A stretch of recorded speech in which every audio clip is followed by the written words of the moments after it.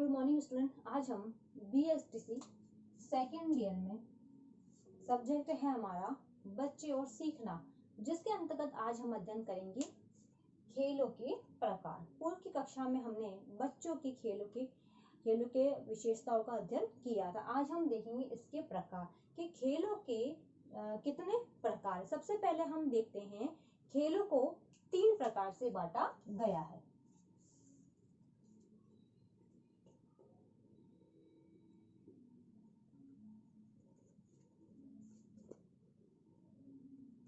प्रकार या वर्गीकरण, ठीक है। इनको 3 प्रकारों में बांटा गया है। पहला है खेल साथियों की संख्या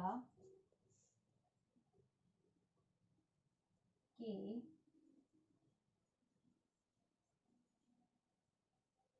आधार पर। पहला जो प्रकार है इसका है खेल साथियों की संख्या के आधार पर बांटा गया। अब जो हमारा सेकंड है वह है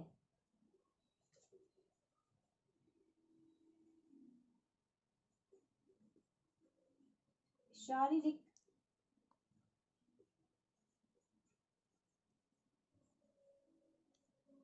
मानसिक सक्रियता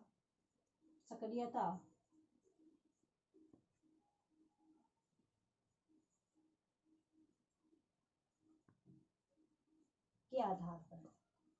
सेकंड जो है वह है शारीरिक मानसिक सक्रियता के आधार पर। अब जो थर्ड हमारा प्रकार है वह है खेल के स्थान के आधार पर, ठीक है। तो थर्ड था खेल के स्थान के आधार पर। तो हमने देखा कि खेल के प्रकारों को 3 भागों में या 3 प्रकार में वर्गीकरण किया गया है, जिसमें पहला है कि खेल और उसके जो साथियों की संख्या है उसके आधार पर। फिर नेक्स्ट है शारीरिक मानसिक सक्रियता के आधार पर। तीसरा है खेल के स्थान के आधार पर। तो इस प्रकार हम देखते हैं तो 3 प्रकार में बांटा गया है, जिसके अंतर्गत हम पहला देखेंगे खेल साथियों की संख्या के आधार पर।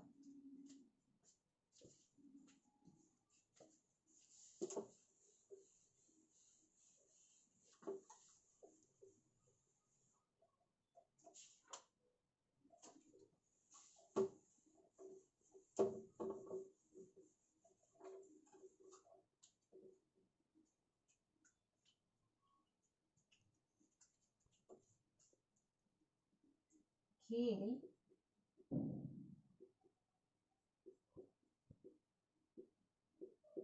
साथियों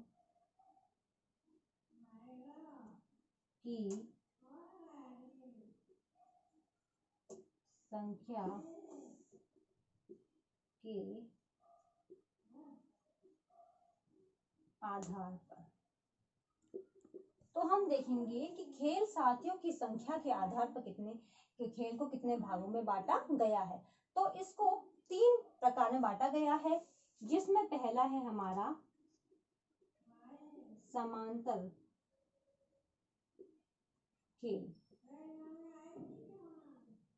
सेकंड है सहचारी खेल, और तीसरा जो हमारा है वह है सामूहिक खेल।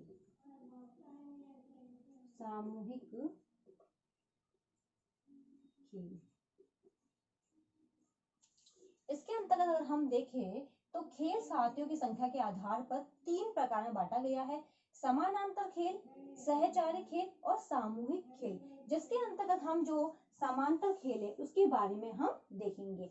अब ये वे खेल होते हैं जिसमें बच्चे एक दूसरे से स्वतंत्र होकर खेलते हैं और अलग अलग खेलना पसंद करते हैं, उसको हम कहते हैं समानांतर खेल। इसके अंतर्गत हम देखें तो एक दूसरे की इसमें आवश्यकता नहीं होती है, क्योंकि बालक अपना अपना खेल स्वयं प्रकार से खेलने लग जाते हैं। जो इसकी आयु होती है, अब हम देखें 14 माह।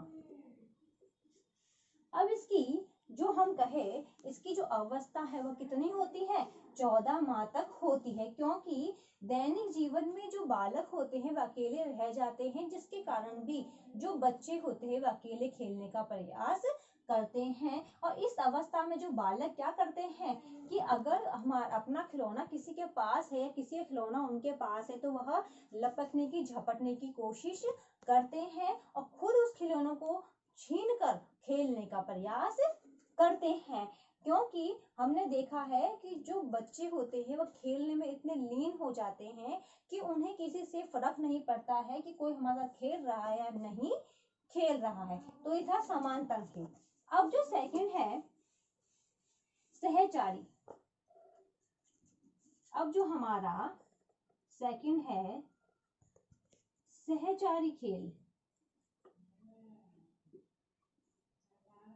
अब इसके अंदर हम देखते हैं कि जो सहचारी खेल किस प्रकार खेला जाता है।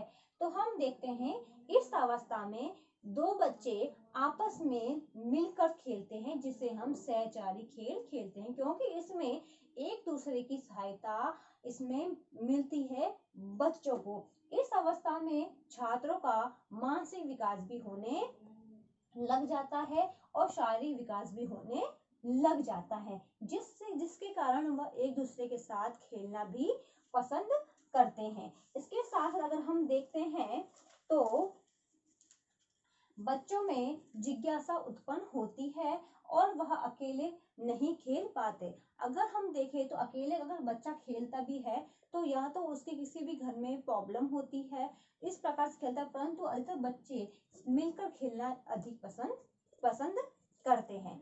अब हम देखते हैं नेक्स्ट सामूहिक खेल।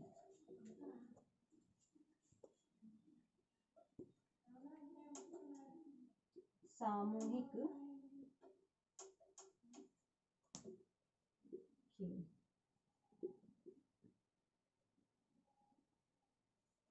अब सामूहिक खेल के अंतर्गत हम देखते हैं कि वे ऐसे खेल होते हैं जिनमें 3 या उससे अधिक बच्चे मिलकर खेलना पसंद करते हैं, यानी एक समूह में खेलना पसंद करते हैं।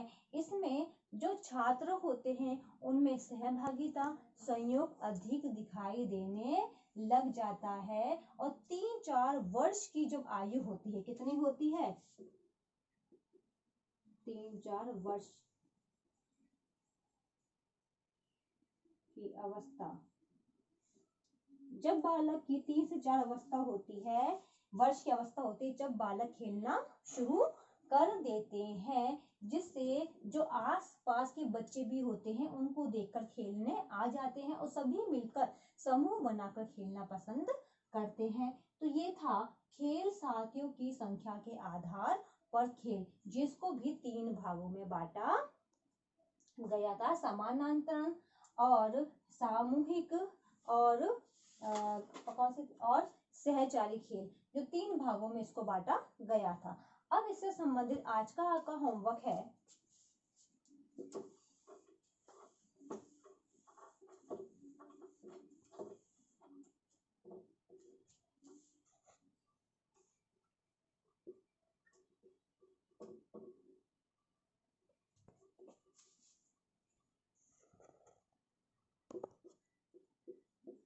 खेलों के प्रकारों का वर्णन कीजिए। खेलों के प्रकारों का वर्णन कीजिए, क्वेश्चन आपको आपकी नोटबुक में उतारना है। अंत में एक विशेष बात, जैसा कि आप सभी को पता है कि देश में कोरोना जैसी महामारी बहुत फैल रही है। इससे सुरक्षित रहने के लिए आप मास्क लगाइए, हाथों को सैनिटाइजर करिए। यदि आप बाहर जाते हैं, किसी व्यक्ति के संपर्क में आते हैं, तो कम से कम 6 फीट की दूरी बनाए रखिए, जिससे आप सुरक्षित रहोगे तो आपका घर भी सुरक्षित रहेगा। धन्यवाद।